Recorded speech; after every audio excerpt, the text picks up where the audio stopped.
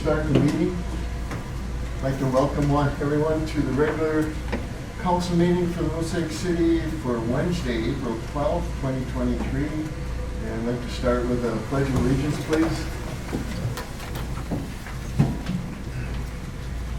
Pledge allegiance to the flag of the United States of America and to the republic for which it stands, one nation, under God, indivisible, with liberty and justice for all.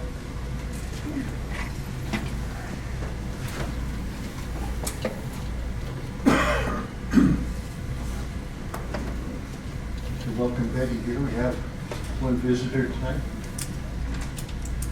The next part of the agenda is approval agenda.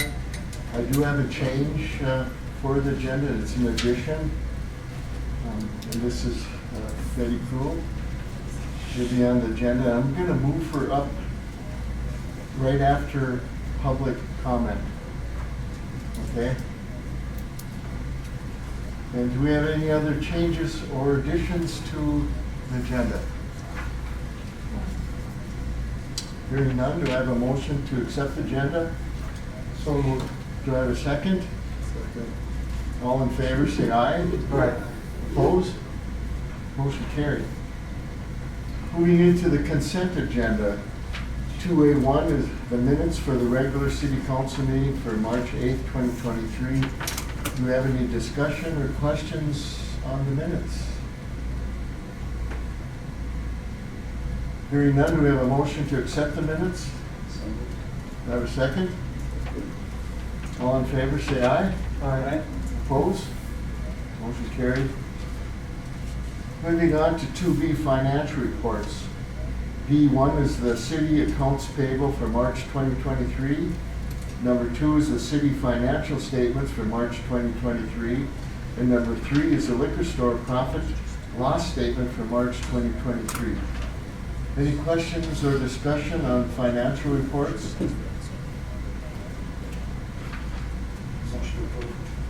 I have a second? Second. All in favor, say aye. Aye. Opposed? Motion carried. Next item is public comment. You'll be right after this, Betty. Looks like we have no one here for public comments, so we'll move on right to Betty. If you could come up to the podium, please.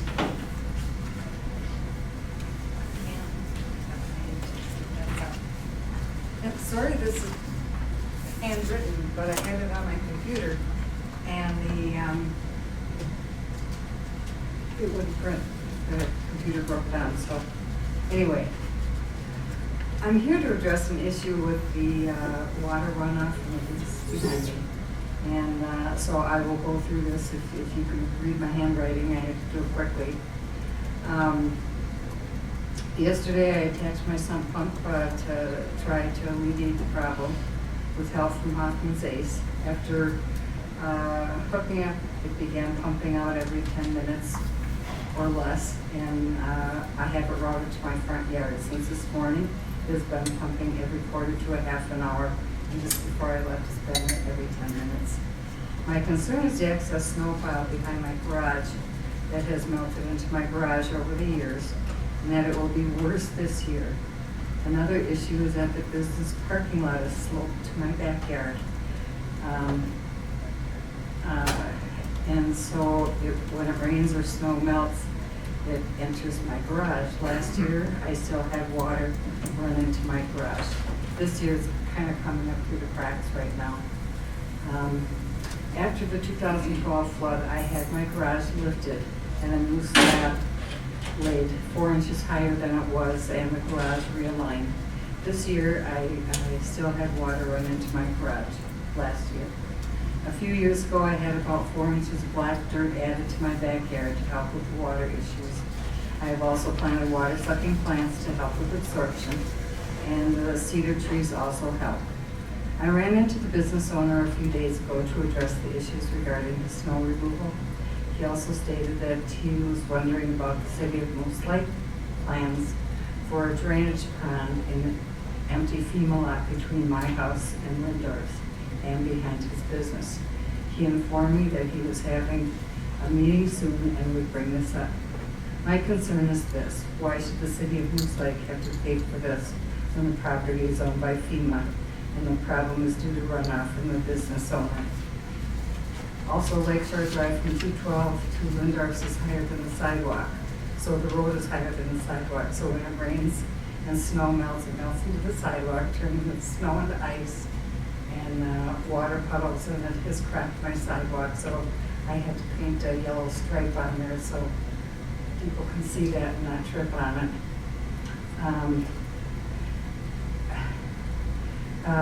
The walk on the road, which is not a recommendation with all the additional through traffic, plus the parking is causing a hazard at the drive for people traveling on Lakeshore Drive and turning from Arrowhead Lane. You can't see around that curve, it's kind of dangerous. To sum it up, I've done everything in my power and finances to help prevent these issues. I am asking for feedback and proposals for prevention of further issues. Thank you. Comments? Yeah, thank you, Betty, for coming in and bringing this up. And we're all well aware of this, because it's been a number of years that this has come up. How can we get them to remove the snow? Yeah. As far as our ordinance go, we would have to look at that possibly,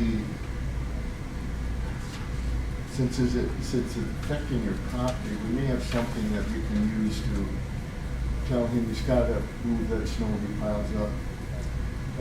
It's still on his property, correct? Yes. Okay. Well, yeah. And then, you know, when it rains, it comes in too.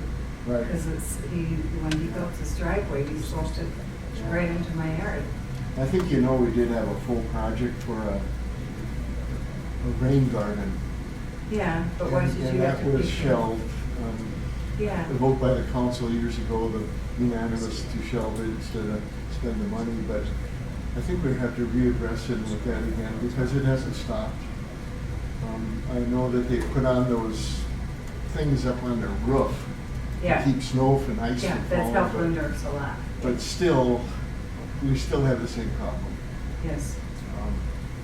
And we do have an easement back there, which is that sewer easement? Sewer power.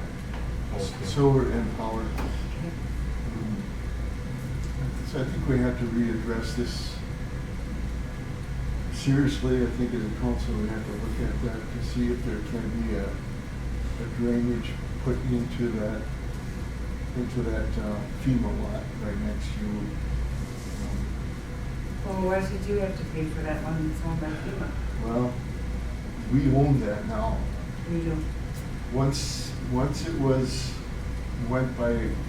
FEMA, FEMA paid for the demolishing the cabin that was on it.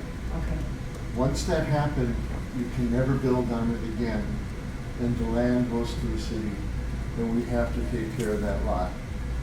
We have to mow it, take care of it, whatever. Okay. I know at the time, putting in a pond there was not the best idea for either you or the landowner next to you, but maybe we have to look at it a different way. I know we've done rock drainage ponds where you don't have it's called sitting or standing water per se, but it has to drain into, it'll have to drain into the lake from there with the one-way valve. I think we have to seriously look at that again. So, I don't know if we can force the landowner to move the snow, if it's still on his property, but when he piles it up tall like that and it affects yours, yeah, and we'll have to look at that. okay, The ordinances for that, thank you. yeah. Anything else? I would say it's definitely a civil matter. It's something that Mrs. Krul has been asking for help with the city. But again, there needs to be, find out if there's any legal obligation that, like you said, the property owner has. She can always go to small claims court and say this is infringing on my property and here's what's happening with the information that she has, and maybe get something to the court if we do not have anything on the books that will help. Yeah, I understand your frustration. You've dealt with this for a long time. Every spring this is an issue for you. I understand that you've done everything that you can to alleviate the problem. So I think that you've gone above and beyond trying to take care of the situation yourself. And you can see how it can be rather concerning to you, especially now that there's a bad winter like this year. But I agree, with what Ted said there, and what Doug said there. I understand your concern. And the city should do what we can to look into the issue, that's for sure. Thank you. Anything else? We can review our snow ordinance, and then either myself or Superintendent Etner can be in contact with you regarding what we find. Sounds good. Sorry about the handwriting, but I was in a hurry. No, that's all right. It's Great. fine on the computer, No, thank you. not the printer. Thank you. You're welcome to stay, or you can leave as you wish. Thank you.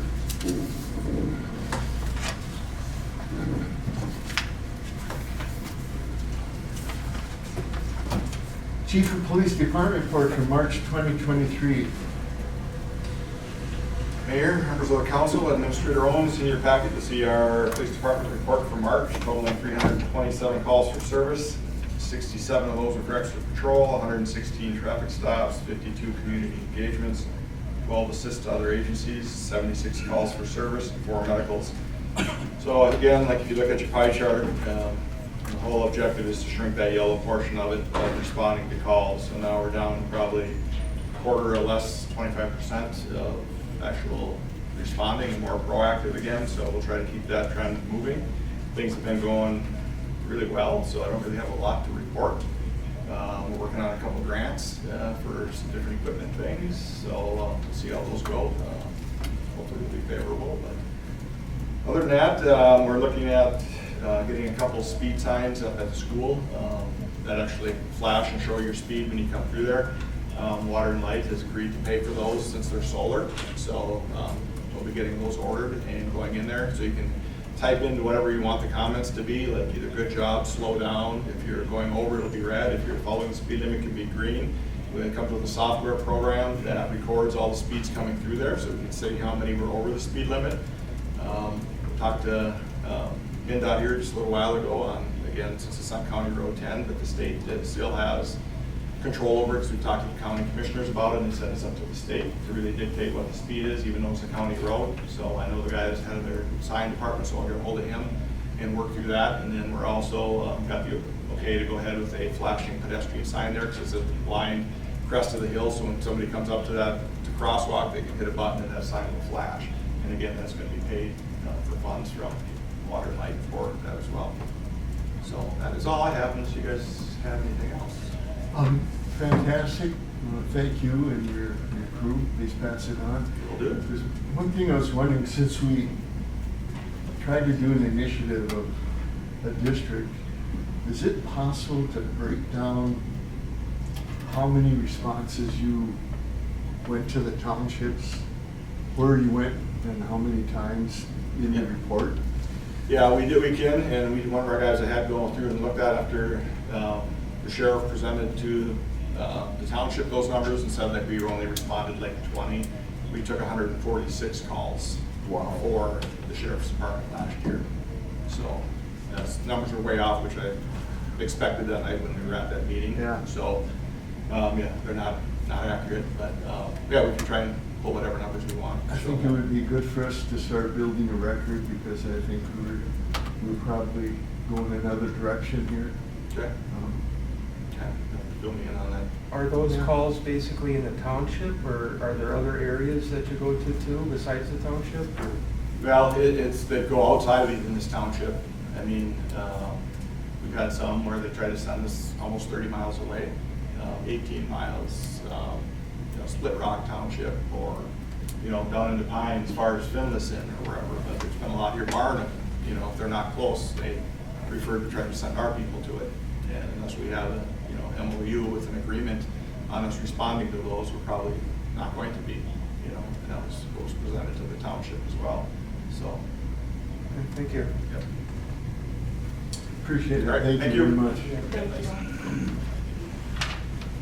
City Superintendent Department report for March 2023. Mr. Mayor, members of the council, Administrator Owens, busy month, good weather, we love it, we're all ready, right? We're good, we're set, bring it on. Start with the water department. Water department distributed 6.1 million gallons of drinking water in the month of March. Last year, hydrant flushing will be happening at the end of this month, so you will see flyers, notifications for that kind of thing. We'll have some stuff out on Facebook and the website and in the paper, all that stuff, so that'll be good. Still waiting to hear back on that Minnesota Department of Health Source Water Protection Grant I applied for lining up the 7th Street lift station. Should be hearing back from that here, I would assume in the next couple of weeks, so hopefully that goes through, we'll be in good shape there. Sewer department, collected 11.1 million gallons of wastewater in the month of March. We started our spring discharge here yesterday. Ponds are full, it's time, so we're starting the sampling process to get that process taken care of. We're still working on some of the random wastewater sampling that we have to do for our phosphorus management plan, our mercury minimization plan, those sorts of things. We're working with the engineers to take care of some of those types of things.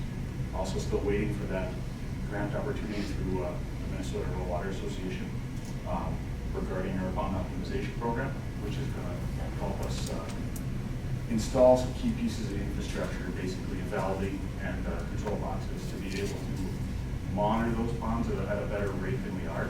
There's nothing wrong per se with how we're doing it, and we are in compliance, but this is going to offer a lot better opportunities for us to essentially have more options for us as operators to try to put water where we need it instead of where we kind of have to put it, so if that makes sense. Those grant opportunities, they're looking like somewhere between $12,000 and $20,000 a piece, with multiple of them getting sent out to multiple different cities. So we're going to jump on that bandwagon because everyone's heard me say we don't have any money, and we really like grants and we need that. So when that comes up, there'll be more to share of that. We did our sanitary sewer cleaning program. So year we were on this now. This is the 5th year we've done this. And we're back to what's actually the time we've done before. It was just under 25,000 feet. We finished that last week and a couple days before that as well. So the last 10 days we've been working on that pretty good. We have some real infrastructure needs. So when I start talking about infrastructure upgrades and spending money, I mean it, and it's tough. So you know that definitely from a street standpoint, which we'll talk about here in a minute. But the stuff you can't see, the sanitary sewer, the water, it's tough. It's really tough. We're holding it together, but we're really going to have to rethink a few things of what we're doing. With that being said, we had manhole number 95, which 95 doesn't mean anything to you guys. It's on Ironwood Avenue. It completely collapsed and washed out a big section of the road it's not on here. Yeah, on Monday, the 3rd. When we were actually doing that process, there was a huge hole in the road, so we ended up with emergency repair. And that's back together in one piece. We'll be got blacktop and met here within the next month or so. Would be my guess as soon as the hot mix plans. Lift station cleaning happened. Lift station cleaning and service checks happened yesterday on all 7 of our lift stations. We'll have those reports to you guys at the next meeting with probably some prices for some new equipment that we're going to need because our existing equipment is starting to wear out. Over the last 3 years now, we've been 2 or 3 years we've been using this company, and they pull out service reports, and you can constantly see the condition of some of that equipment just slowly dwindling down. So it's been coming. I don't think we're going to be able to do any of those in 2023, but we'll be budgeting for them in 2024, and there will be some pretty big improvements. So, but you'll have that information next month. Street department, I know I've heard it all week long. Potholes, they're getting filled. We're putting out, I think it's we're putting out 6 ton a day. So you can shovel 6 ton a day, that's a lot. So by that time, we're about ready to quit, not to mention we're ready to jump onto something else that there's an emergency somewhere else that we're taking care of. So we're moving right along there. Storm cleanup is still underway. That's just kind of some fill-in work as we get time, the afternoons, that kind of thing. We're going to start at the cemeteries, most of downtown is done to a certain extent. We'll have a little bit left to do, but obviously the big stuff's taken care of. The 2023-2024 winter salt requirement was submitted. I submitted that a couple of weeks ago for 100 ton of untreated salt. That's all taken care of and ready there.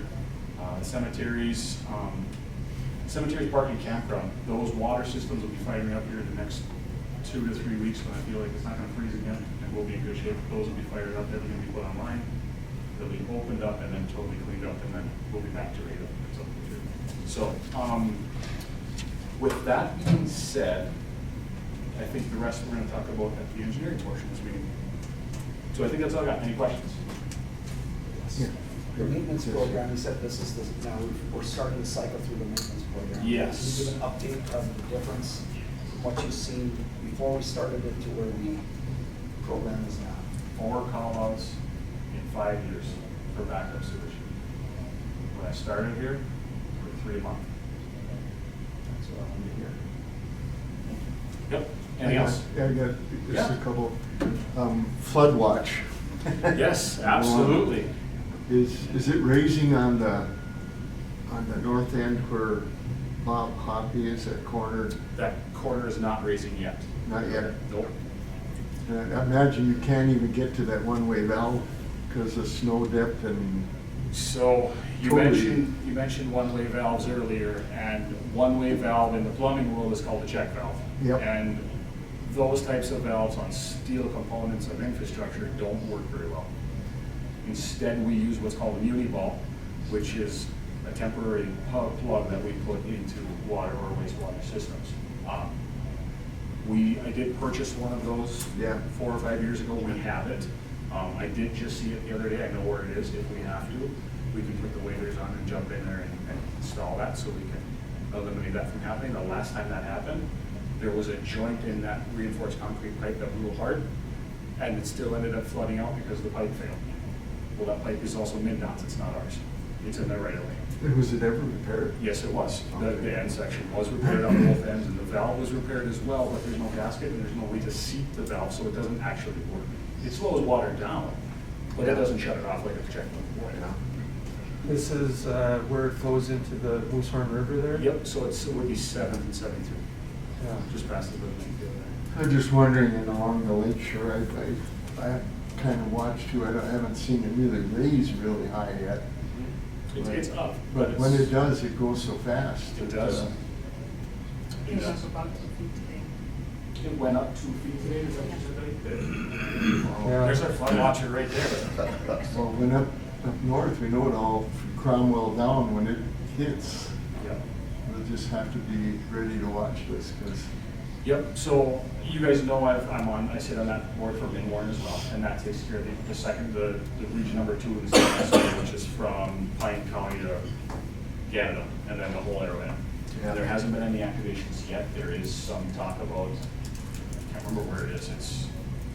It's just north of Virginia, but it's not quite the tower. It's somewhere in that area. They're starting to get a little excited, and they have some higher levels up there.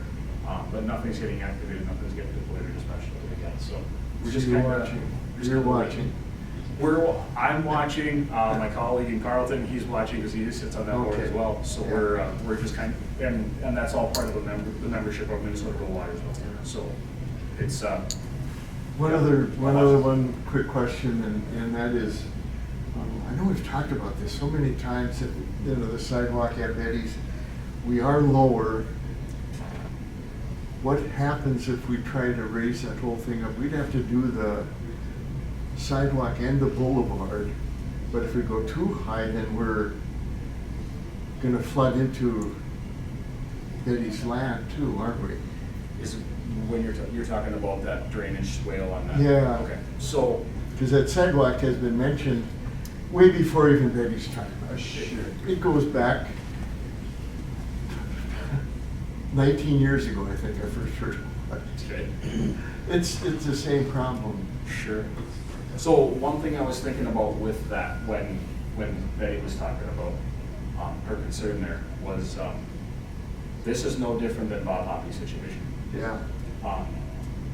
It's the same concept, that floods when the river level comes up, Betty's floods when, well, part of it's runoff. I understand The that. road, yeah. Yep, part of it's runoff, but if that lake level comes up, it's gonna come back at you again. Yeah. It's gonna come back the same way. So essentially, we're gonna have the same problem backwards, right? Right. It's gonna be, Right, right. the initial drainage will be one issue, but then if the lake level gets high enough or too high to start pushing back out that outlet, we're gonna have the same exact problem. In fact, it could even be worse. We may need another ball. Some type of backflow prevention device to go on that piece of network, absolutely. Yep. It'd be something- How about the engineering of that sidewalk? Is there any easy way to solve that problem? So, I really think, because I've heard so many stories about that road, I don't know how much we own. It's not a normal right-of-way there. It's not a 60-foot right-of-way. So from center to blacktop, each way, it's not 30 feet like it normally is in every other street that we have. I want to say it was something to edge of blacktop to edge of blacktop. And that's what I've always followed. And that's why you see all the dock sections laying 3 feet off the edge of blacktop on the lake side of Lakeshore Drive. And someday there's gonna be an issue when a plow hooks one of them sections of the dock, and you try not to do it every year, but I can't get a straight answer. So I think what we should do first is I should reach out to the local surveyor and see if we can find the plans on that road and see exactly what we own before we start looking at what we can and what we can't take. Let's do that. Yep, I'll reach out to him tomorrow. Appreciate it. Yeah, I think that's just somewhere to start at least. We need to. We don't want to start reinventing the wheel on something we don't own. All right. Anything else? Thank you very much, Phil. Yep. Appreciate it. Municipal Liquor Store Department Report for March 2023. City Council, Mr. Mayor, City Administrator. Not a whole lot from this month to the previous month. I continue to check in with Mari, and I know I said it last month. She's doing a great job keeping us going down there. I would say we had a recent request from the Moose Lake Area Hockey Association. They want to hold an event July 1st at the arena as a fundraising event for compressors. But they also want to partner with the brewery and the Muni. So they asked also that we don't have entertainment that night, so that'll be like a July 4th weekend. So I'm working with Mari through that. We kind of, in the past, have a little bit different style that I'm used to as far as signing entertainment for a business. But we'll get through it. And then we do have a couple more applications that come in, so I'm looking forward to reviewing those and getting interviews on the docket. Sounds good. Appreciate it very much. Thank you. Greg, did you have your hand up? Okay. Great. Question. Thank you very much. Appreciate it. Yeah. I got a couple things on. Yes, sir. He's up for the next one. Okay. I got a couple things on the library, from the library meeting. They had some good turnout here on the 10th. They had 54 people come in the first 2 hours, so that was really good to see. And then on the 6th, they had 81 people come in. So people coming in, the count has been going up, so that's good news. The book sale is going to be on June 16th and 17th, and they're discussing adding craft vendors to it for $20 a table. The first third of the arena would be for the book sale, and the rest would be used for the craft vendors. It's not a for sure thing yet. They're looking in to see about volunteers and seeing who they can get. And they had a free movie here a couple weeks ago, and it did fairly well. They had 6 kids with their families show up. So the numbers of people coming in to the library have been going up as spring has been approaching. Very good. Anything else? IT related stuff, couple of things. We recently had the DMV and the PD workstations swapped out. It's just a normal thing we do yearly, so it's budgeted for and looked at, planned in advance. It sounds like the PD one went fairly smooth. Still finding things that were. Okay, you're still finding stuff, and the DMV one, I know Karen's here, was a complete nightmare. He was here probably a good 3 or 4 days in total, just to swap out their workstation. He had left at one point and said, I'm just out of time, and just left.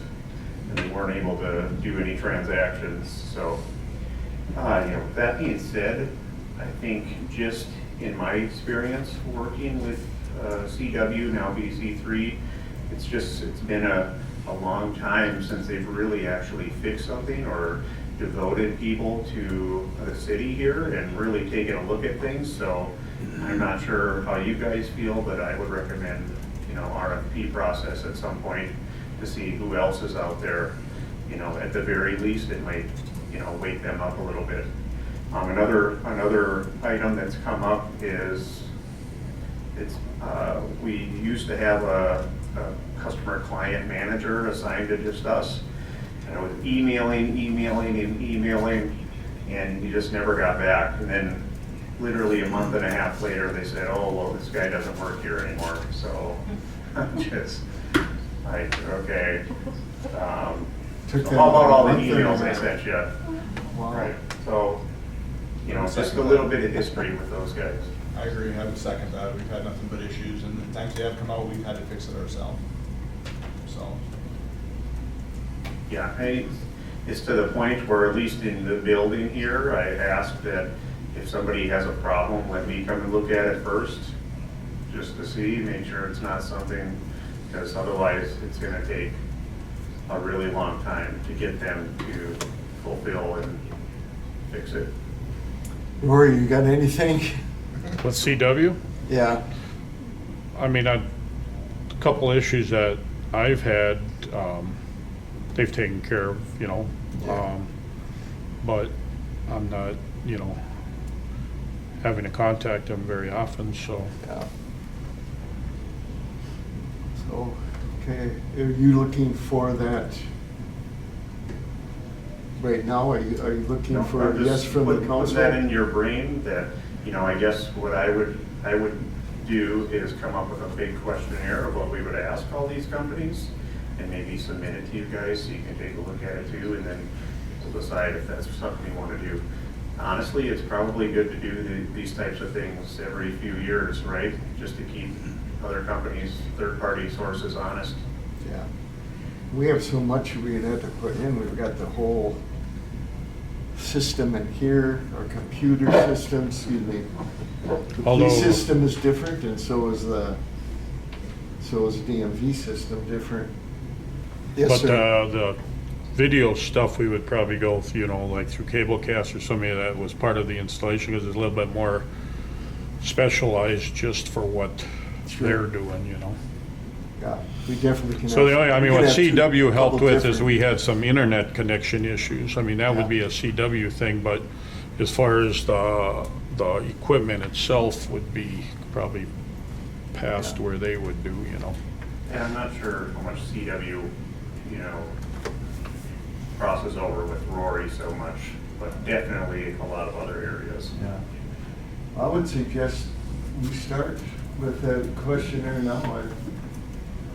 Everybody? Sure. You got a consensus? Yeah. I think we should then. Support is a huge thing, and we're not. Well, this I day don't and think we age, feel everything is supported. technology. I mean, we have to have that. Yeah. There's no question. Right. Yeah. Okay. Okay, kind of plays into my next thing too here. So I know last month I talked about fixing the camera workstation at the liquor store. It was thereafter that we discovered, it was Officer Surratt that came up and said that the video recording program couldn't be found on there anymore. So I had to dive into that. I really wasn't sure if Darren helped me with what the name of the program is, so I was able to do that. And then again, we're playing this back and forth game with BC3 of what is this? Did the new workstation cause this? So back and forth, back and forth. It turns out we don't believe the new workstation did actually cause it, because they ended up having me go into the server room. If anyone doesn't know where that is, it's in the kitchen area. And take a look at the video storage server. So that actually powers and controls and records and stores everything from all the cameras. So that was not even lit up, so that was our problem right off the bat. I did have them, so anyway, yeah, I troubleshooted that with them, got it working. They did send someone down, I think the very next day, to take a look at stuff.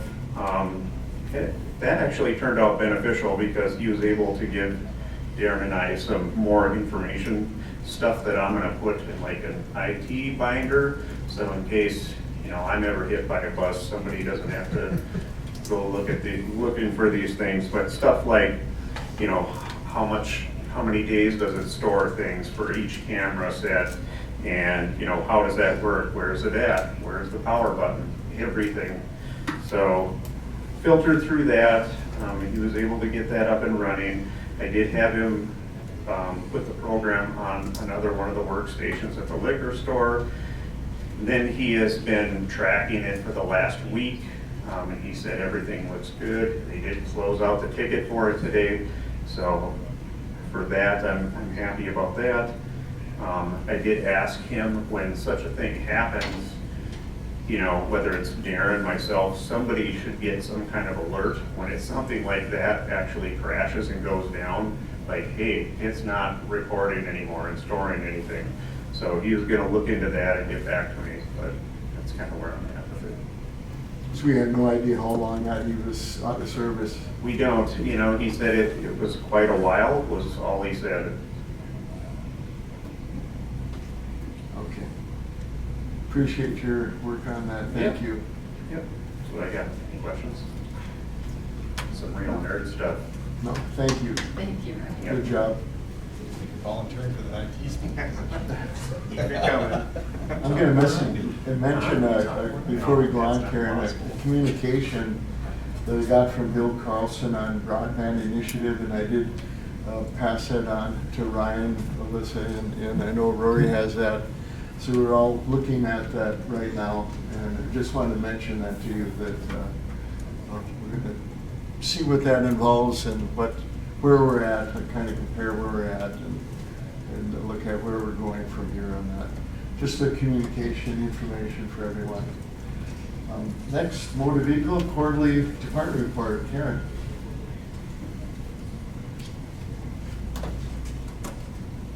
Okay, good afternoon, Council, Mayor, and Melissa. Well, our office has been real busy, picking up with the weather. Everybody's thinking spring, so this week we sold a ton of motorcycles, campers, boats, trailers, ATVs. You notice that people get their taxes back, things pick up, so when they're paying with their refund cards. So, and buying more vehicles. Yeah, so we're glad about that. It feels good to be real busy. I like that. So we've been continuing with our exams, and we're increasing our exam testing in our office for sure.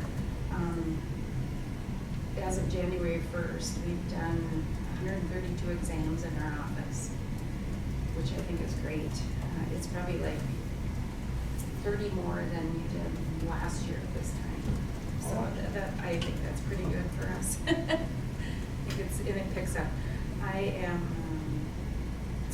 think the word has gotten out quite a bit. And Willow River School, they did their 30-hour training a couple weeks ago, and we had kids that were coming in like in droves, so some were waiting, but it worked out great, and it was fun to see all those kids when their parents get more excited than they do. So, but I have been thinking about, I have contacted the schools about it, but I wanted to maybe send out a letter to some of the local schools, even Cloquet, because they don't do it anymore, or they don't do any testing up there like our office does.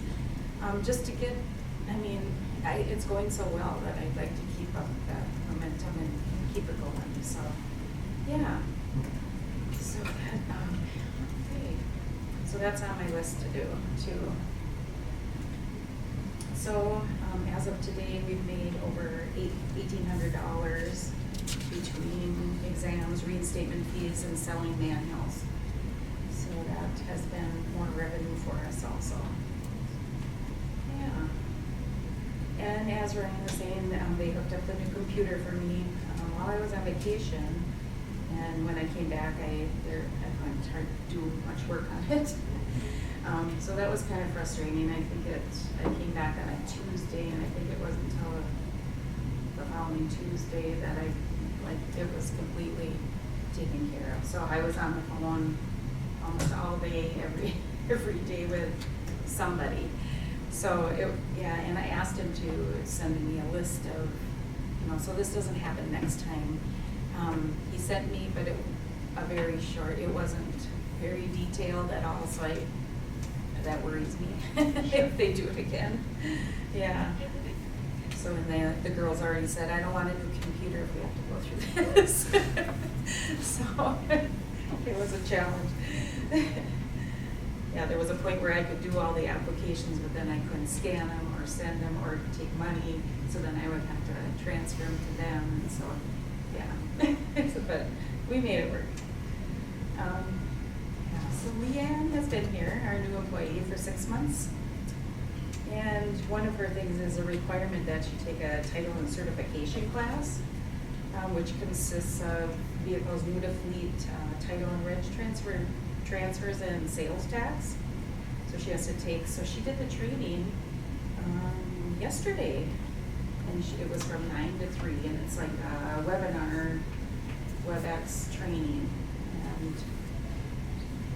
and she did very well. I got an email that she passed everything. She wasn't worried about it. She's pretty calm. Nothing really, she doesn't get upset or worried about anything. She does good. It seems to be learning really quickly, and so far she's doing good. She's not afraid of the computer or exploring things on the computers, so that's great. Just still training her on the what and the why, the procedures, but that all takes time. Yeah. So. Also on March 23rd, we had 5 employees from the state come in to do our plate and sticker inventory audit. Yeah, so that was kind of nerve-wracking, having 5 extra people in the office plus CW. There was somebody else too. So it was kind of chaotic in our office for a while. But, so what they check are for if we had any missing stickers or any missing plates or any title stock. And we were all good. We had it all in order and nothing was missing. I couldn't find anything, so I'm glad they couldn't find anything either. Had we been missing anything, the state charges us $35 per sticker missing. So that was nice. Yeah, so that was great. We were talking about our revenue. We have gone up quite a bit from 21 to 22, which is really good to see, and I'm so happy about hearing this, but it was up 92,000. And that includes like all our motor vehicle, DNR, all our filing fees, all the titles, registration, everything has gone up. And I'm really glad to hear that and see that. I really want someday for our office to make a profit, a good profit. Yeah, I don't know if that'll ever happen, but I hope it does. Yeah, let's see. And I think a lot of that had to do with COVID. And we always stress for people that come in, and they come in with their letter from the state saying they didn't send me my tabs and they kept my money and whatever, but we have to fix it for them in our office. So we always encourage them to not do it online or mail it in. Come in, because that's what, we want to keep our office open. We want our revenues to go up. and otherwise it goes to the state, they receive it, so we want to keep them coming in. I just ran into a lady last night, she goes, I haven't seen you for a long time, I don't come in anymore, I mail them, and I said, no, you can't do that, you gotta come in, and I tell them, because if you have a problem, you know, and we're not here anymore, you're gonna have to travel quite a ways to solve your problem, and so she goes, well, I won't do that anymore.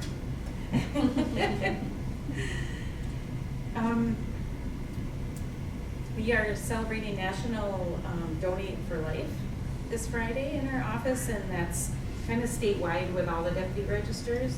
So we started decorating and whatever for our office. Didn't get too much done, we got a lot to do. But Friday we're gonna just have a celebration and have people that are donors that come in or add a donor, maybe give them something for adding that to their driver's license.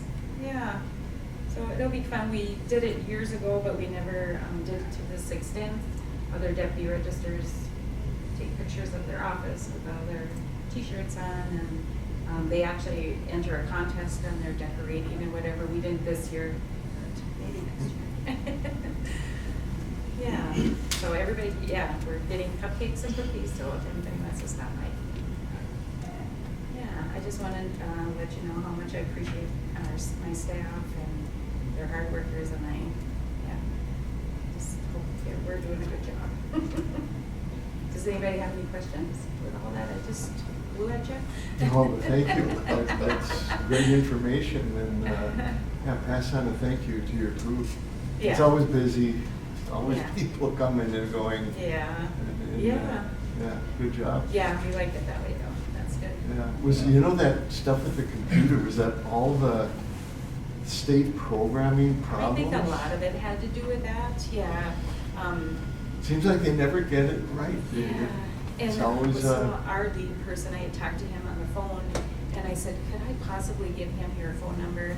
You know, because we can't give that out to anybody, and he said yes, and then after he talked to that, it was like it clicked, and then he knew what to do, Boy. and he got it, so, yeah. Oh, So, good. yeah, In so that was good. addition, their workstations have to have access to existing scanners and multiple printers and copiers and all of that. So it just takes a ton of time. You know, we take for granted we can walk up to the copier and hit a button and it sends the file immediately to your computer and back and forth. And so all of that was taking time to establish as well. So they did great troubleshooting and making their way through it. So. Yeah, it all worked out. Thanks, Just a stressful Karen. week. Good job. Yeah, Thank okay, you. thank you. Thank you. Yeah. Thank you, Karen. Thank you. Moving on to 4F City Engineer Monthly Report. Yes, so our engineering meetings are staying busy with lots of content. Just a couple of items that I feel are important to touch base on this particular month. One of them being Superintendent Etner and I have been meeting with the sewer district. And so just continuing to work through some challenges with them. One of the topics of conversation at our most recent meeting was discussing the need for a significant industrial user agreement. So this is something that we've identified as a requirement of the PCA. And so with that, we are identifying all of our significant users with those standards. And then having conversations with them about putting these agreements in place. These type of agreements can compensate for flow, what is the word? Load.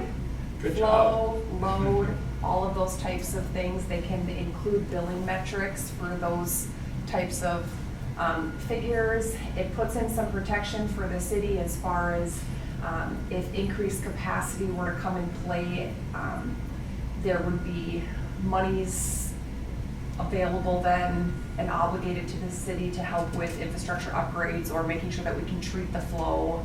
And then in return, those type of agreements discuss capacity measures for each of our significant users. So we've identified who those will be, and we will continue to share information as we get those established. It's not a quick process. Each significant user agreement does have some type of language that is congruent with all the agreements, but they also have their nuances per each particular user. So we open that door with the district and discuss that we will be pursuing that moving forward. There's a current contract in place right now, so it would be taking place of what's currently established, but also expanding. And so those discussions are being had, and we will continue to keep you updated on that. But that is just another significant user agreement that we are starting to establish from a city perspective with one of our users. One thing I'll add to that is we're not running around picking on certain users. We actually have an ordinance that's in place that calls out who is and who is not. So I want that known, just so everyone knows that up front. In addition, the PCA provides guidance and/or direct stipulations as far as who qualifies and why. So we're using data from the PCA and our requirements from the PCA in addition to our city ordinance to make sure that those are the entities that have this agreement in place. So. Phil, the I&I point of sale ordinance, can you share a little bit on how that process is going? Yeah, so it's going actually really well. Administrator Owens and myself talked a little bit as far as spreading that word out there to the community a little bit more to know that this is in place and this is a thing here now in Moose Lake. We're looking at a few ways in the office to do that. We're going to be talking about that a little bit more tomorrow. We just kind of actually just touched base on it here just before the meeting. So we're going to get that word out. So far, we've done a few of them. They've been just fine. Some pass, some fail, and there's plans on the books now to upgrade those ones that fail. So this is all part of this whole thing that's going to essentially make your wastewater system better as a whole. Absolutely. We will be utilizing our city website, so we now have a page entirely dedicated to the I&I point of sale ordinance and what that process looks like for residents. And so now that we have that page established, it's great. We will be then making sure relevant entities like realtors and other establishments are aware of our page and that resource. And so that's our next step in the process, is just kind of getting the word out. And we'll use our city website, city Facebook as a tool for that. In addition, just wanted to communicate I know we had touched base, there were some March deadlines for grant submissions. So grant submissions have taken place for a campground expansion and for phase 2 of the Trunk Highway 73 trail. In addition, something that we worked on this past month is a lot of funding opportunities for the city. And so with that, we have submitted funding applications to Congressman Stauber's local community projects application process. We've submitted applications to the Smith-Klobuchar program for funding. We have worked with Representative Dotseth in order to submit information and applications for state funding with a joint project with DOC, and Senator Rarick's office for a joint project with DOC as far as getting those funds that we need to complete that project. So internally, we've had a lot going on in the background and are trying to maximize any avenue we possibly have and any resource and connection we have as a city at the state level to see if we can get our hands on any of the funding out there to assist with some of our needs. Our city engineers have been really helpful through those processes, so I have to say that those have gone smoothly with their help, so that's been great. The 2023 proposed lining project that we're planning on doing, that televising work was completed last week before last? Yes. Maybe last week. It got done since the last time we talked about it, you guys approved, so it's done. waiting to get my hands on those files, and we'll get them off to the engineers, they'll review it, they'll take a look at a few things, and then we're gonna kind of sit in a holding pattern until we figure out what we're gonna do, whether that project's gonna happen down here, or we're gonna have to need some funding for that line for DOC. Those projects can be put together extremely fast and sent out. There's a super quick turnaround on them, so even if we push off to the second half of the summer, I'm not too concerned, because we'll still get it in, still get it done. The other thing was the hail thing and Correct. all the roof repairs. Had meetings on Monday with two contractors to submit them 3 work plans with, I believe, 8 roofs in every plan. Total tear off and total replacement of those roofs. There's an additional, there's a bunch of additional work for repairs, minor repairs, partial repairs, half roofs, the light trim metal on City Hall, all those little odds and ends, we're gonna button that up too, but the big portion of this is the full roof replacements. So I'm gonna meet with them on Monday. Sorry, Ted, Alyssa, I told you this, we're gonna set up a small bid opening in the office, so it's at least public, with a deadline and time for those contractors to submit those bid openings, and we'll open them that way and then bring that information back to you. Sorry about that, didn't mean to throw you No, under the bus, I forgot to need throw to you do like it. that. Any questions? I do. Of course you do, Ted, go ahead, of course you do.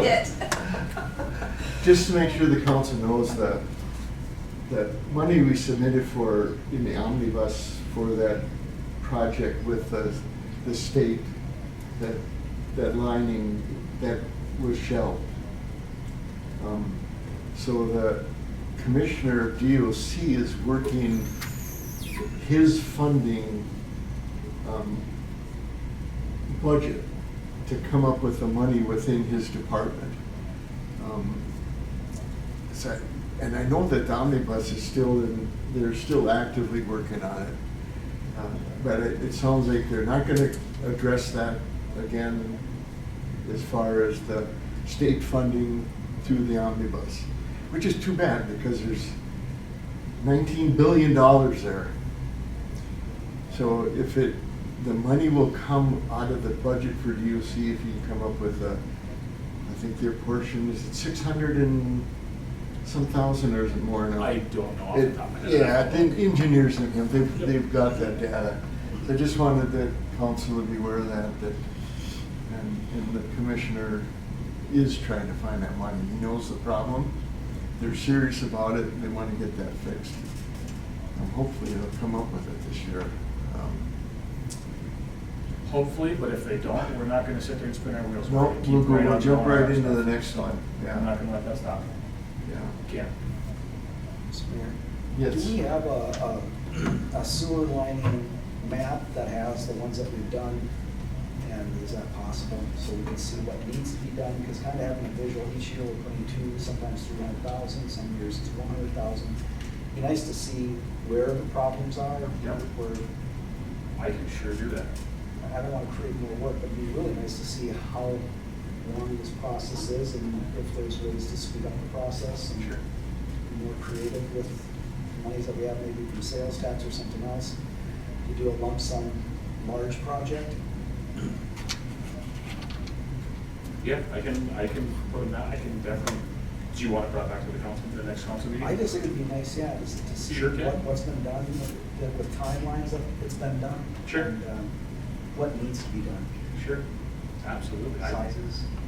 Yeah, absolutely, we can definitely do something like that. We should have some information on the sewers, on what situation they're in on that one plan that we had where they ranked the projects. The that we- CIP plan? Yeah, Yeah, we do, it's not good.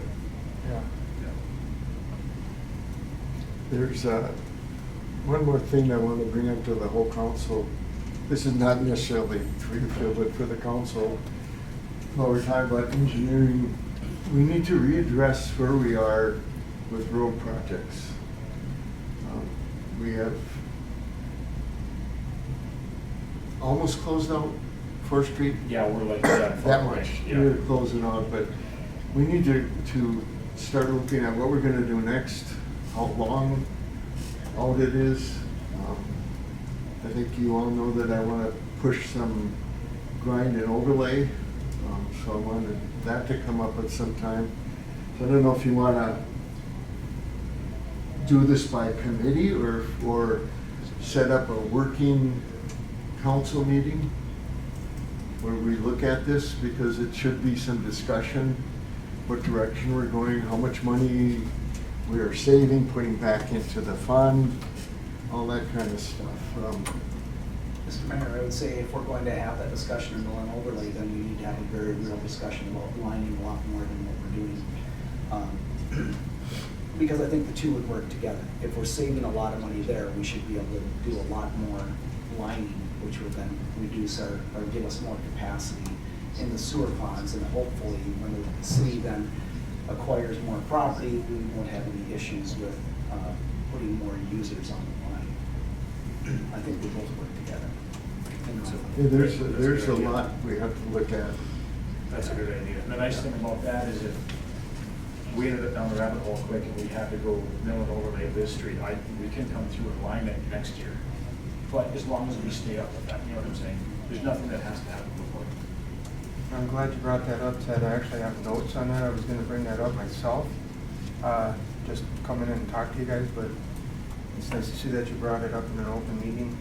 Yeah, I'd like to see us, start moving on it, see what we would like to do, come up with what kind of time frame. The first time we talked about it, about doing a project every 3 years. The last one took 4 years, so I'd like to know what we're looking at for money and a time frame on things like that. So it would be good to have a meeting to discuss these situations. And I know the cost for a grind and overlay, which used to be very reasonable, is not reasonable anymore. It's expensive because of cost of oil and everything else, but I think it'd be a good discussion for us. The one thing I want you guys to remember is a lot of your streets are not even candidates for mill and overlays. As you walk around town and you see these big boulders pushing through the blacktop, that requires a reconstruct. You can't just grind that back up and lay it back down. I would think every street that we do, there'll be a part of it that will have to be dug up. Yep. Doing a grind and overlay, Yep. you'll have to get down into the sub-base to clear it up. Yep. It's just the condition we're in. Yep. Boulders sticking through. Yeah. Would that be a reclaim and overlay? No, that would be a reconstruct. Reconstruct. Right. Reconstruct, very Sure. similar to what we did on Kentwood. Yep. Just south of Woodland Drive, that drainage swale there, that was reconstructed down to the 6-foot level to hold the base of the road up in the air. The utilities were never touched, but the base was redone. Granted, it's a cheaper option, absolutely, but So I think at some point, if you and Melissa could talk about when that could fit into, I think we need to do a working meeting on that. There's a lot to be discussed in it. So what month, like to me in the next couple of months, when, there's a lot to do in the spring. So I think if we go out to June sometime, we should be able to find a time when we can do it. What's nice about waiting till June is that, another item we'll talk about later in the meeting is that we're going to have the results from our 2022 audit. With that, we can see, revenue figures from the municipal liquor store. We can see what our 2022 total sales tax revenue was. We can see, We may know what the school situation is with the school land Correct. too. correct. By then, we should, I hope. we can look at trends for what Yeah. we've accumulated in sales tax for year over year over year, and if it's increasing. We'll have a lot more financial data at that point to look at, which would help with forecasting. Yeah, thank you. Yep, thank you guys. 4G, the Chamber of Commerce updates. Yes, just have a couple of updates. They are getting ready to start their event season. And so relevant to the next couple of weeks, there is the Moose Run that's going to take place on Saturday, May 6th. Start time for the youth run is 9 a.m. and then the 5K, 10K starts at 9:30. The location of that is the city park. In addition, on May 6th, the Moose Lake Farmers Market will start back up as well. And so a few exceptions to standard practice. Normally, they're at the pavilion on May 6th. They will be at Our New Adventures. And so the chamber has a lot of information regarding events on their website, but these two are relevant to the next few coming weeks as events start coming into play for the spring and summer. In addition, they're working on their new fee schedule and collecting membership dues. They're having discussions as far as increasing membership and participation, and then what kind of value-added activities they can do as a chamber to be more supportive of area businesses. So a lot going on, a lot of great discussion, and those were the hot topics at today's meeting. Thank you very much. Thank you. Questions by the council? Thank you. Under number 5, previously discussed business, we have A, the Moose Lake City Campground update.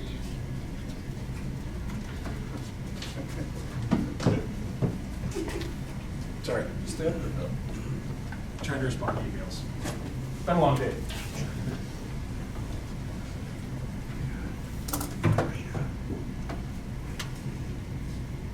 Okay, so the camping season is right around the corner. There's been a lot that we've been working on internally just to kind of prepare. Our online software and reservation system has been smoother than it's ever been.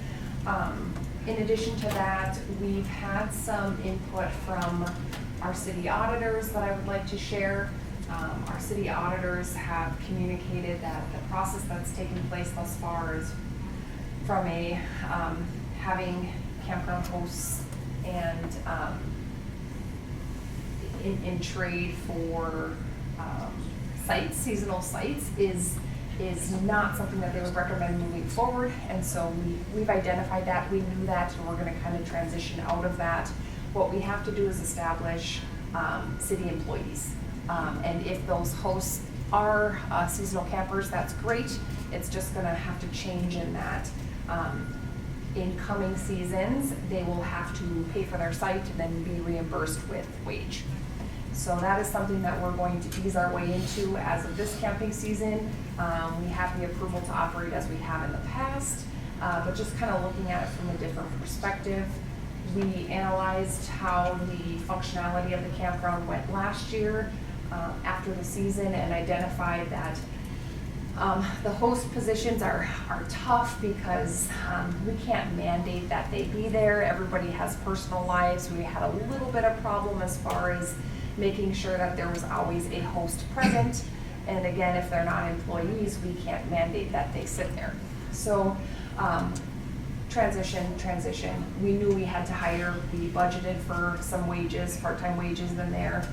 And so Phil, if you could share some of the updates regarding utilization of current staff, what's changed over the past month, and what we're doing moving forward.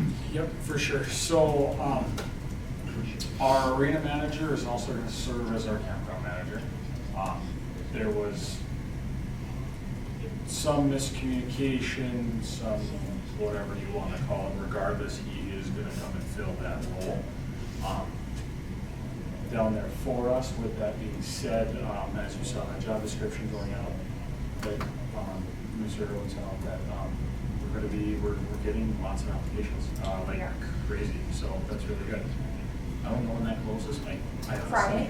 This Friday it does? Correct. So we'll be reporting through them next week, I would assume. Yeah. Correct. So yeah, we're gonna kind of fill those roles and go from there. That was applications for the host that have been coming in? Thank you for asking for us part-time seasonal help in the office. Okay. So we do have a couple of hosts that we have established want to participate in a host capacity again this season, but are going to be working through scheduling and what that looks like. The hosts have communicated specific timeframes when they can and can't be available. And so with that, there'll be a combination approach to staffing, utilizing campground hosts and city employees. And this will be a transition year. Next year, it'll be, everybody will have to be on the city's payroll who is working or serving in the campground. any questions. We will keep everybody in tune and aware. We have budgeted for wages. Our revenue keeps increasing, and we want to make sure that we're watching that and being mindful of that, and not eating away our progress with expense. So we will do our absolute best to make sure that we're juggling this as fiscally efficient as we possibly can. Did you get all the mowers you needed? Yep, we're good. You good? Yeah. Okay. Just staff. Fantastic. Yeah. We've had a few city staff members who work in other capacities, for example, the recycle shed, transition into roles in the arena, and now, possibly transitioning from that to working in the campground part-time. So we're trying to utilize our existing staff as best we can, and there's been a lot of current staff that have stepped up to the plate and have been really helpful. This current transition, there was a little bit of flex between whether or not our arena supervisor was going to serve in the campground, and we have since managed that flex and look forward to having him help us in both entities currently. So. Great. We think. Question on the arena now that it's closed. I know I'm changing the subject a little bit, but it's in the park system. It is. So we're done with the hockey season, everything, Yep. ice is out, everything's cleaned up, Yep. we're looking good there, and Yep. and now we're starting to schedule events, it sounds like, and Yeah. that's going okay. So far, so good. Yep, we're looking to schedule Fantastic. events. We did a walkthrough with Taylor as well within the past couple weeks, and we've identified ways that we can market the different spaces in there. So more to come on that. We're going to look at marketing the upstairs in addition to the downstairs, and what we can do on our website, and how we can just make it known that those spaces will be available to be utilized. And then the best way to do that is something that we're currently looking at. So progress there too. That's great, that's good. All right, thank you very much, appreciate it.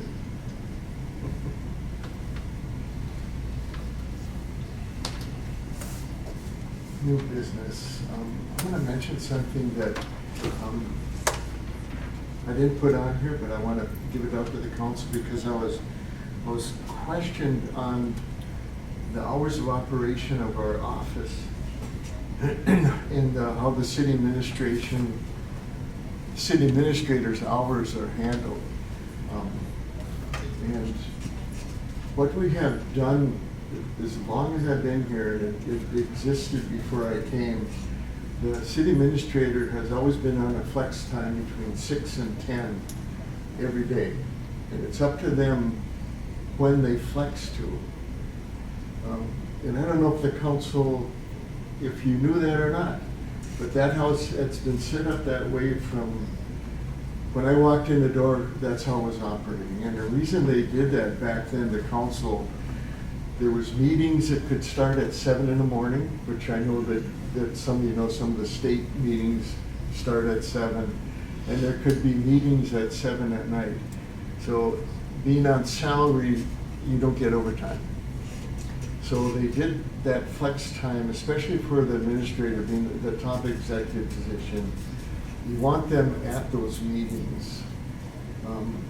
So to kind of compensate that flex was set up between 6 and 10, and it's up to the administrator to set that. When you come in, what day you utilize it, what you don't, and it's from then their day starts. Just so that everyone knows that.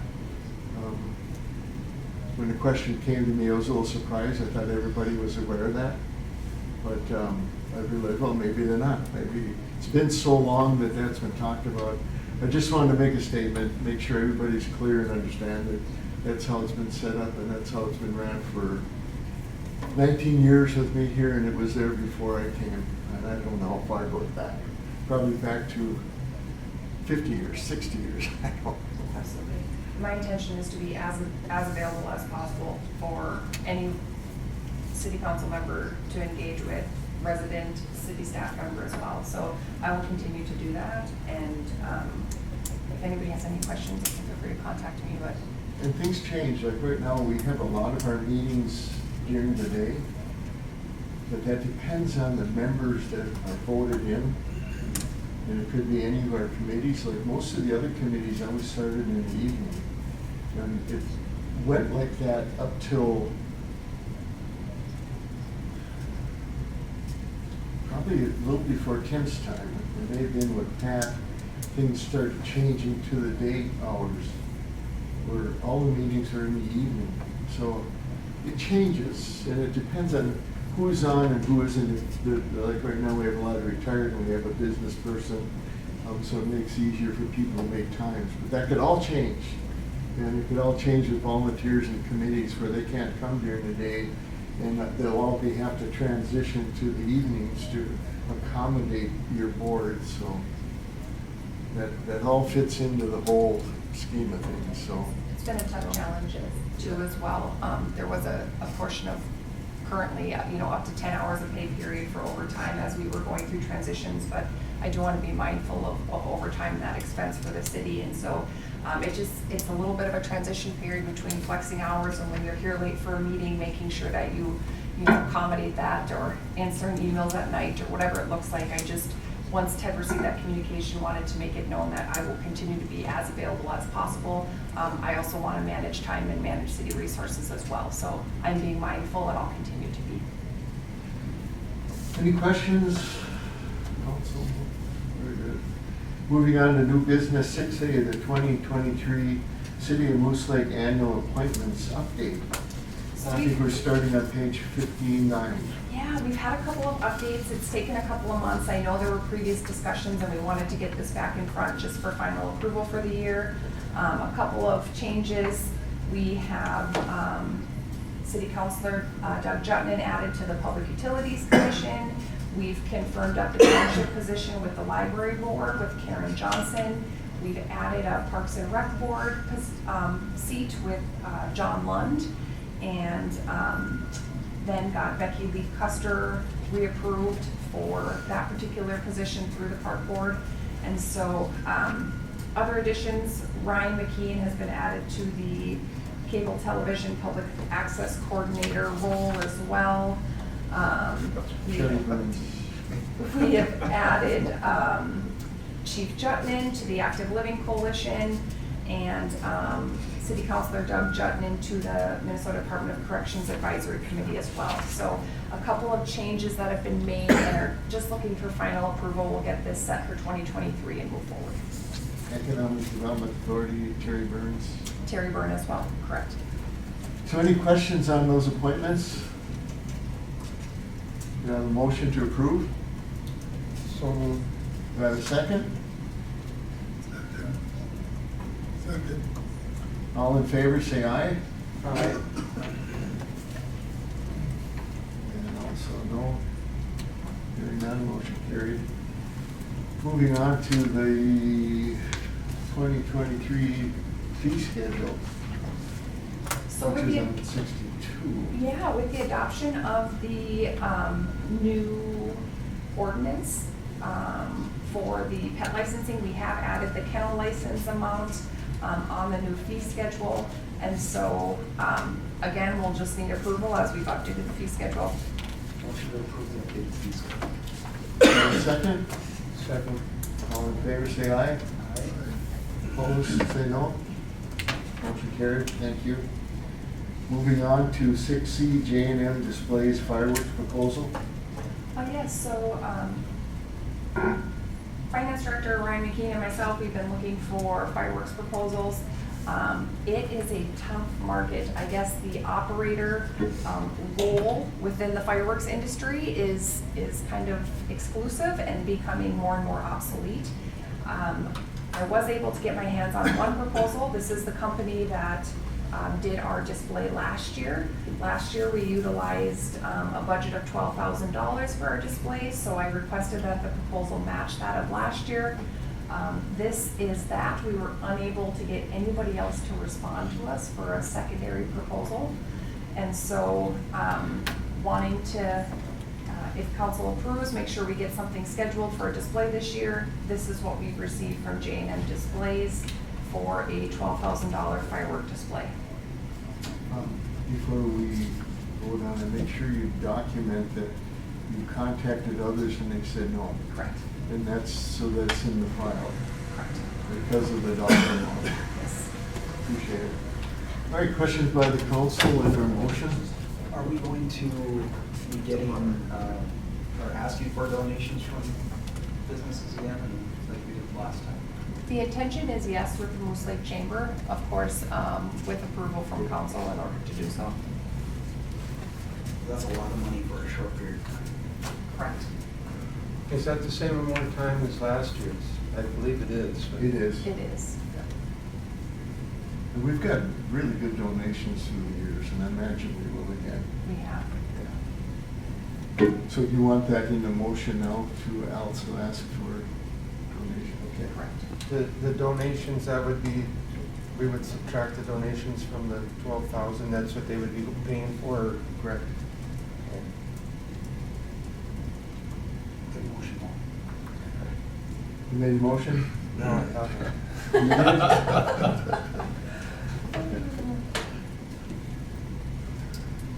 Is it a motion? I'm confused. Okay, I'll make a motion that we accept the J&M disposal for 12 to 15 minutes for $12,000. And to seek donations. And to seek donations. I'll second that. All in favor, say aye. Aye. Opposed, say no. Motion carried. All right, 16, Moose Lake Police Department taser quote. So this is a budgeted capital item for the PD. Darren submitted this quote for the taser replacement, and so just bringing it forward. I know the budget was already approved, but just bringing it forward for review and or motion. Very good. Questions by the council or into a motion? And it came, excuse me, it did come up to 15,000, that's what was budgeted, correct? And there was, from the quote we had at the end of last year when we were budgeting for it, it had gone up as we crossed into the new year, but we were able to take off whatever and match what we had budgeted for. So we're still able to get it for that price. And that's with the holsters and training cartridges and everything that we'll need, the software, all that stuff, because the ones we currently have are failing and half of them don't even work anymore. How many tasers is this for? Is it for It would be 5. 5? Okay. Yeah. Do you have to test them? Ryan's volunteer? I was going to suggest Ryan. Yeah. would volunteer for it. I would highly recommend that. Thought we were gonna sell tickets to see who raised the most and got to do it on live camera. Doug's probably tried it, so he Yeah. will never volunteer. Correct. So I could actually volunteer and our other 2 council members. We'd probably make some money. You probably would. Would be amazed how much you make. Especially if the person gets to pull the trigger. Yeah, the highest bidder gets to pull the trigger. It's a budgeted item, I'll make that motion to approve. Do we have a second? All in favor, say aye. Aye. Opposed? Motion carried. Thank you. 6C, League of Minnesota Cities Property Casualty Insurance Member Analysis. So, Ted, if it's okay, I will discuss E and F. They're both the same thing. One is our property casualty and one is our workers' compensation member analysis. So Superintendent Etner and I met with Troy Walsh. He's with the League of Minnesota Cities. He does essentially a loss analysis meeting with us on an annual basis. Our insurance is a major expense for the city, so I just wanted to provide visibility to what their analysis was and how it was presented to us. There's lots of good information in here. From an expense standpoint, our property casualty insurance annual expense is currently $83,000, and our workers' compensation insurance premium annually is $130,000. So large expenses for the city. What we're doing internally is utilizing our free resources through the league to analyze this stuff, take a look at best practices, what policies can we put into play to protect the city, how can we best serve our city employees while mitigating liability. Those are all the types of discussions that we're having in the background. This is for your information. Please feel free to bring forward any questions to myself or Superintendent Etner if you have any, but lots of good data. This also kind of runs adjacent to our safety programs and different things that we're looking at from a safety perspective to mitigate liability. So great meetings, good information, and then we're taking their feedback and what they've identified as potential risks for the city, and then doing what we can in the background to come up with prevention methods and or just improve process. So I wanted to make sure everybody had access to this information and provide a little bit more data as far as our cost for these two line items for the city, and then just bring awareness to the fact that we are continuing to put effort towards mitigating our liability as best we can. Questions? Hearing none, we'll move on. That was FNG. Correct. So we move on to 6H, Memorandum of Understanding, the Human Development Center. Oh, so that was E and F, so we are on G. Sorry about that, Ted, Sorry I about confused Powers you. Agreement. Yeah. State of Minnesota Joint Powers Agreement, Bureau of Criminal Apprehension. Excuse me. Yeah, so Chief Jutman has gone through and identified agreements that were missing and or expired. And so this and the next line item are two agreements that we need to make sure we have updated and in order to protect his process and the process of the PD as well. So these two were identified, and so we put them in the packet for approval.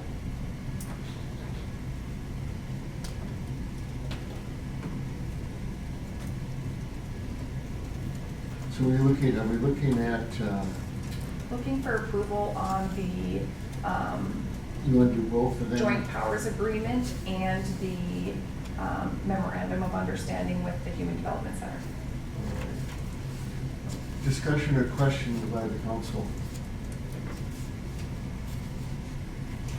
Darren, are these agreements that we're currently acting as if they are in place? It's not new per se? Correct, yeah. I mean, like the one with the BCA, we're required to do that in order to access any of their systems, databases, court activity, anything like that. We have to have this put into place. They should be current. Couldn't really find anything that was up to date on that. So I had contact with the BCA. They sent out stuff here to look at. We went through and reviewed it. And it's just something that has to be put into place. And the HTC one is just another one that we've had in the past. It just needs to be renewed and updated. That comes up annually. When I read through this, the first one, the joint powers agreement, there's so much information in there, and that is so specific to your job that, to me, I'm depending on you telling me that everything is good in here, because there is so much. There is, yeah. And it's, like I said, it's a requirement. It's not like we really have a choice. If we're going to use the system and be on it, we have to do that. Recently here, they had an issue with Central Square, which we use a lot for a lot of different, I think even with the city, programs and that. And BCA had found them to be out of line with what information was on their systems that we were using. So BCA had forced them into, doing some of these other changes in the agreement. So these are all things that we have to do, but it's just more formalizing it now by you guys recognizing that and that we are a part of that. If we're going to use the system, we have to have that agreement. And the same with the other one. Correct. Going through that, I ran into the same thing. There's so much data that is so specific to police and court and lawyers, that I myself find myself depending on you telling me that this is good, it's in order. It is. And that we are something we actually need. Council members, statements from you, or if you're okay with it, looking for a motion for approval. Motion approved. Do I have a second? Second. All in favor, say aye. Aye. Opposed? Motion carried. Thank you very much. Thank you. And good job finding these things that have out of date evidently, and Try to keep watching them. Yeah. You know, Alyssa and I are looking at all kinds of different things, so. very good, appreciate that. Moving on to 6H, memorandum, okay, that is. That's the second one we did. did. I'm sorry. 6I, no, RigTech International Incorporated memo.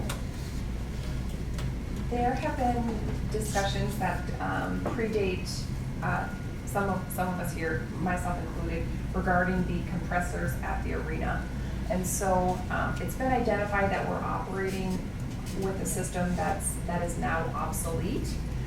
In fact, there are regulations in play to, if something happened with our compressors at the arena, that we would be forced to go to a new cooling system that meets current regulation.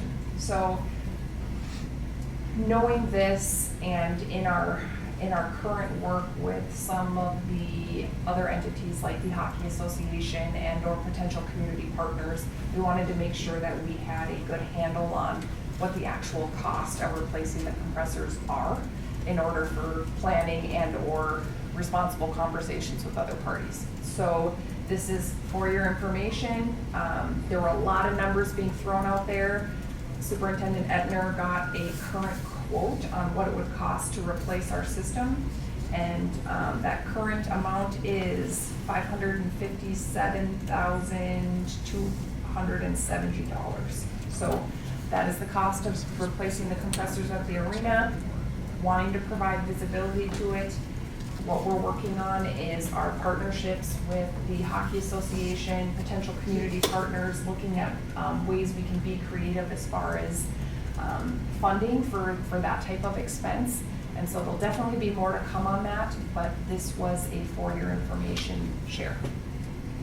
You know, there's one thing that I had talked with the Water and Light before I stepped down, and I don't know if you guys have talked about it since then, but the possibility of a low interest loan with them, if this happened in a short time period, you know, like let's say the whole thing just failed and we got to have it, and they were open to that because they have the funds, but they also could provide us with a lower interest rate than anyone else.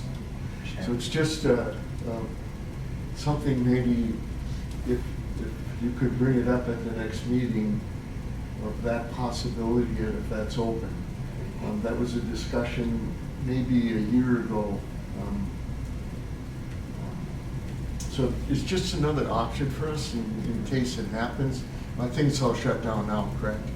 It's all shut down now. Right, so I guess we don't have to worry till next September, but that could happen in a day right after we turn it on. Correct. And also, has there been discussions with the school district? I mean, this is something that's used by the school district. Primarily. Only by contract though. I know by contract, but if we didn't have it, it's not like they have like the city of Moose Lake has a gym that the school district comes and plays basketball games. But we are doing that for the school district for hockey.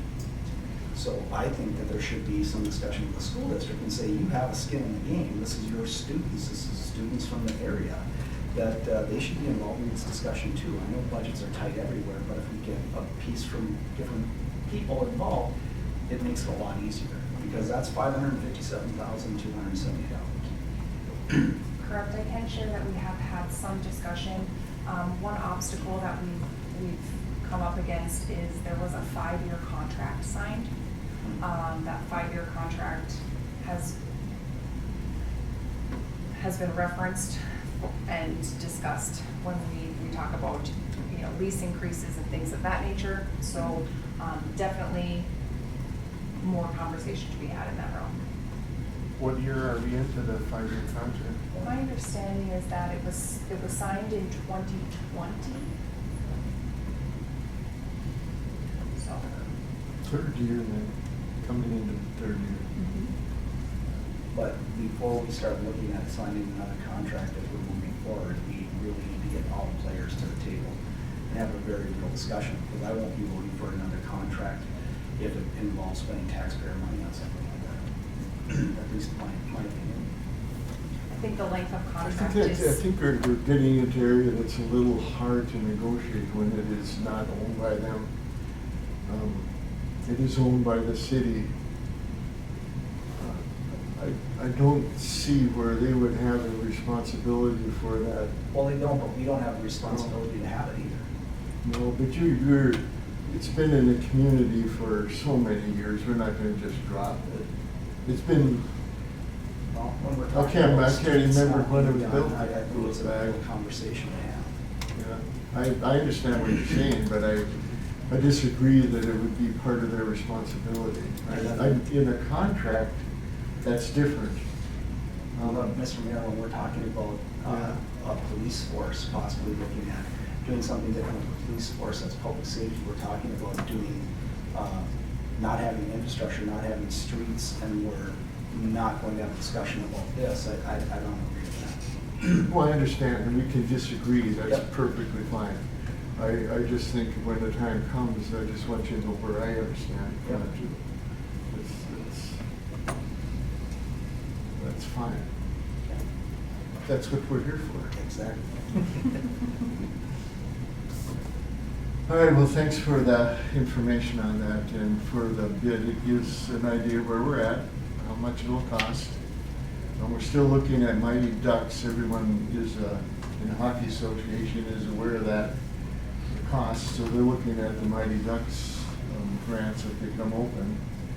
If that did, that would solve the problem easily. They know that statewide that this is a problem. It's not just ours here. There's probably only a handful in the whole state that have transitioned to the new type of material they used to. I think you probably know what it is. I don't. Not a cooling contractor, I'm a heating No. contractor, so that one's out of my wheelhouse. Yeah. There's one thing that we discussed internally too Yeah. as well with, potentially with Water and Light, and they have the money set aside for energy efficient projects and or, they have to utilize certain monies They do. for those types of upgrades. So just more points of discussion, potential, avenues. St. Luke's, we don't know where they're at yet. They There's- never got there's- back to us, correct? They just did. They just did, so we're working on that in the background. The Hockey Association has been saving money for compressors for an extended period of time. So we've got a lot of different irons in the fire to help contribute to this, so we will absolutely have more information to share. Great. Thank you. Moving on to we just did that, 6J, Clifton Larson Allen LLP 2022 exit presentation. So our exit presentation does happen in June. Our audit firm does have a conflict with our current city council meeting date. So we've discussed having a special meeting in June. The dates are potentially Tuesday, June 6th, or Wednesday, June 7th. This would be a special meeting identified just for the exit presentation. One thing that they did mention is in other areas or other cities and counties that they audit, they actually prefer to do special meetings. Reason being is then that meeting is just dedicated to the finance topic as a whole. And so a lot of times they see a deeper dive and or more question and answer opportunity. We might like it, we might hate it, but wanting to discuss the availability for a special meeting on June 6th or 7th.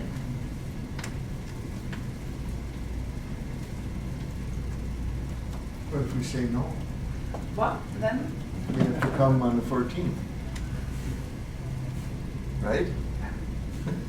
I prefer the 6th, that doesn't take, it matters. D-Day. What better day? I won't be here. I'll be on the beach. Oh, plenty of- Europe. France.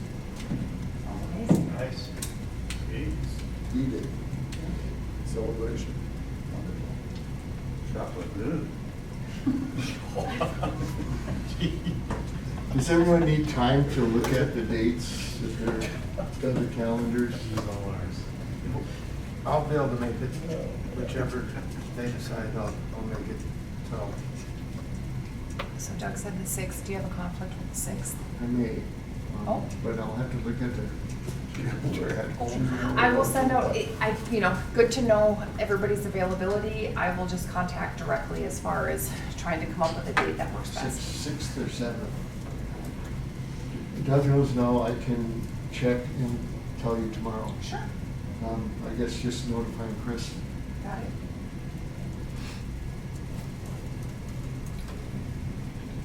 I know they would prefer it, but so what?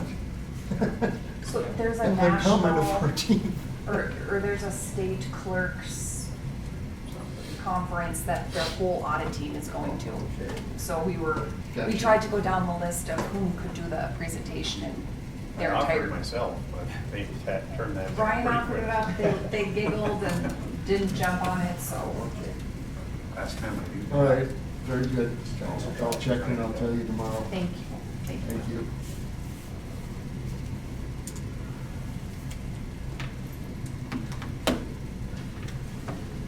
Six K, the Peterson Monular Post 379 gambling permit request. Yep, so there's an annual raffle that takes place. They've submitted their request relatively early to us, but we like that. The date of the raffle is Veterans Day, November 11. The location will be at the Muni, and so they're looking for approval of their permit. Very good. Council? Motion to approve. You have a second? Second. All in favor, say aye. Aye. Opposed? Motion carried. Reports and correspondence, Scorpion County Transportation Department Annual Bridge Inspection. Yes, so last year we got one of these and it didn't look so good. Superintendent Edgar and his team did a ton of work at the bridge. The county is absolutely thrilled with it. This communication is just for your information. We now pass our bridge inspection versus last year, so thank you to Public Works for what they did internally, and this is simply a visibility piece. Information, and thank you for your hard work, appreciate it. Thank you. Moving on to committee and board meeting minutes. 8A Park Board regular meeting minutes, April 3rd, 2023. B, the Moose Lake Area Fire Protection District meeting minutes, March 16th, 2023. Under announcements, I should ask any questions on the minutes? Very good. Announcements, regular Moose Lake City Council meeting Wednesday, May 10th, 2023, 4 p.m. right here. Moose Lake Economic Development Authority Wednesday, May 17th, 2023, 12 p.m. The City Conference Room. Moose Lake Water and Light Commission regular meeting Tuesday, April 18th, 2023, 1 p.m. Water and Light Office. Moose Lake Housing Redevelopment Authority Board Monday, May 8th, 2023, 11 a.m. Hillside Manor Office. Moose Lake Area Fire District Tuesday, May 9th, 2023, 6:30 p.m. Emergency Response Center. Moose Lake Park Board meeting Monday, May 1st, 2023, 5 p.m. Right here in the council chamber. Anything else from council members, city administrator? I don't believe so. Hearing none, do we have a motion to adjourn? Do we have a second? Second. All in favor, say aye. Aye. Opposed? We are adjourned. Thank you.